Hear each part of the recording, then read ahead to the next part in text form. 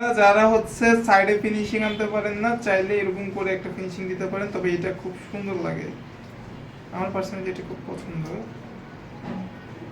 Just brush দিয়ে নিচ থেকে উপরে সোজাসুজি আমরা টানবো, এতে করে আপনার কি গাছের গুড়ির মতো দেখা যায়। জাস্ট উপরের দিকে টানবো, আর কোনো কাজ নেই। এখন হচ্ছে আমরা গোল্ডেন ডাস্টের কাজ দেখতে চাইছি। বাটি দেন আমাকে, বিদে কাটি।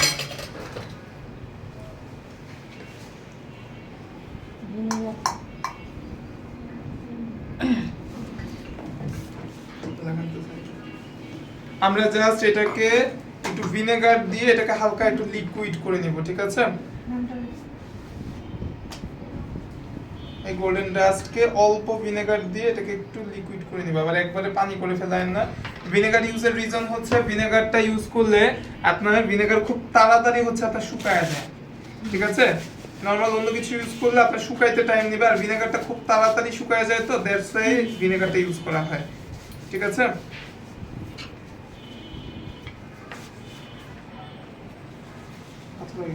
আরেকটু লাগবে আমার, বলুন।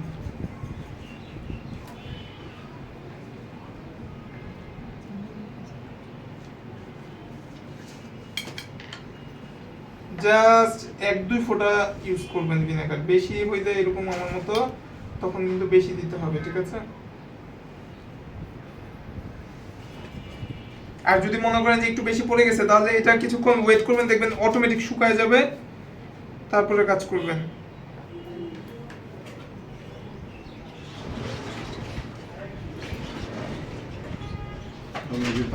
ঘুমাই গেলেন নাকি?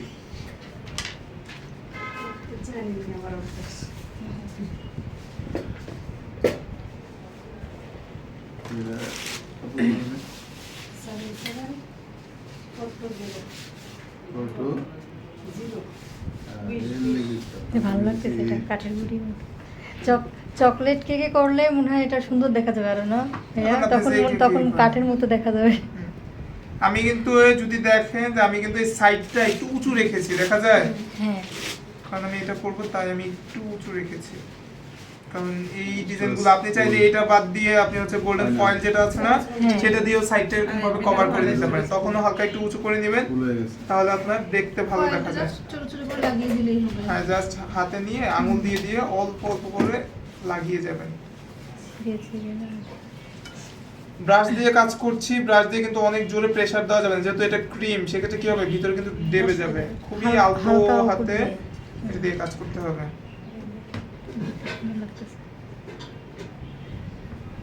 ঠিক আছে? এখন আমরা হচ্ছে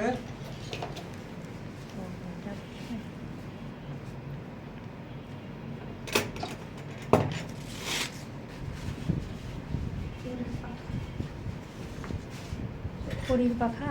ও, হোয়াইট সুগার বললেন,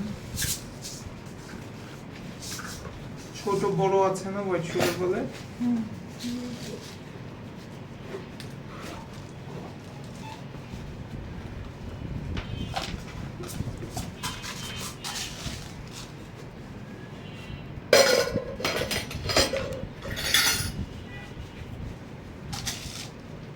ডেকোরেশন আপনাদের উপরে, আরো যদি কোনো ইয়া থাকে আপনার মনে হয় যে না আরেকটু ইউজ করবো কোনো কিছু, চাইলে ইউজ করতে পারেন, বর্ডার দিতে পারেন, তবে এর মধ্যে বর্ডার ছাড়াই সুন্দর। হ্যাঁ, সব পছন্দ হলে দিতে পারেন।